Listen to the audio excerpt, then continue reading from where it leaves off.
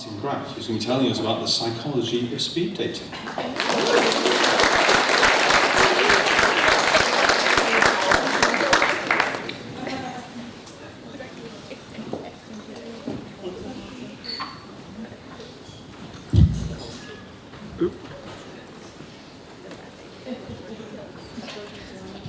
Started, okay, right.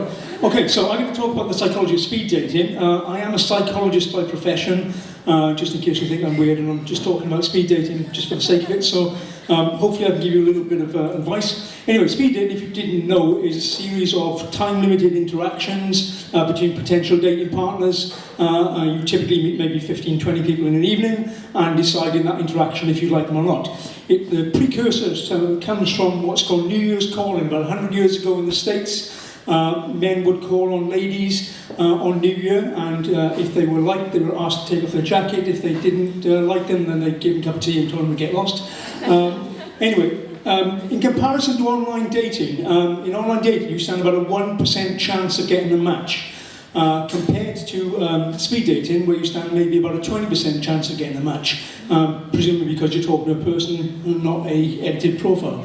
Lots of different types of speed dating, which I came across: Christian speed dating, vegan speed dating, fitness. I've done a running speed dating, polyamorous, naked speed dating. I've not done that one, but apparently that's the thing. Anyway, what you're doing in speed dating is making a decision, deciding if you like the person or not. It's something like 50% of women make decisions within about 30 seconds, compared to 25% of men who make those decisions. So you've got 30 seconds to impress your potential dating partner. So what I'm going to talk about in the next couple of slides is maybe ways in which you can maximise your chances in speed dating and make that effective. So the first thing is opening lines. So things like, do you come here often? I've got a PhD in psychology. It's not going to go anywhere. So say something, bits and quirky. Get people to reveal something about themselves, such as, who would you be in if you were Stars in My Eyes, that kind of thing. What you talk about. Apparently, if you talk about films and movies, that kind of thing, you stand about a 10% chance of getting a second date. However, if you talk about adventure, holidays, that kind of thing, makes you seem more interesting, that doubles up to about 20%. What you're trying to do really is break the ice, put the other person at ease, make them feel that they're having a good time, for example. Don't ask too many awkward questions. Prepare a couple of ready answers to questions you might be asked. Non-verbal communication, very, very important. Don't engage in sort of twitchy movements like I'm doing my hand at the moment. You smile, make eye contact. And if you can, professionals do this, try to mirror what the other person is doing.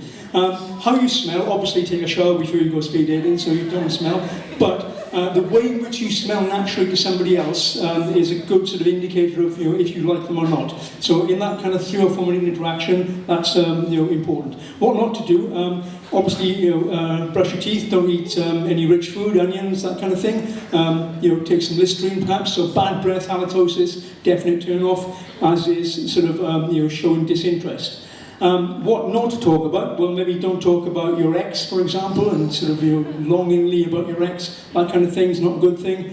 Don't talk about contentious issues such as politics, religion, Brexit, that kind of thing.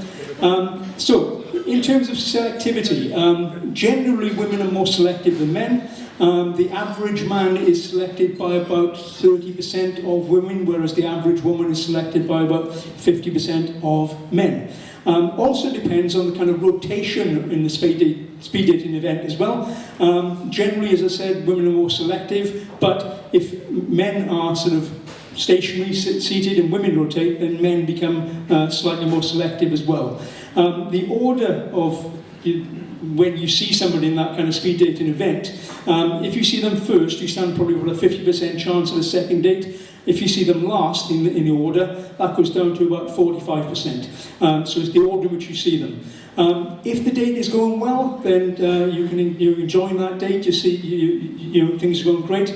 However, if it's not going well, obviously that seems very, time seems interminable, isn't it? It just goes on and on and on. However, it's very, very important, to be kind, not to look disinterested, not to sort of switch off or anything. So, if you do go speed dating, be kind to the person with whom you're interacting. Okay, I think that's about all I have to say. So, if you want to look me up on my website there and see what I've written on this, you can check that out. Or you'll see me at the bar probably afterwards. Anyway, thank you so much for listening, and I'm going to go and sit down. Thank you very much.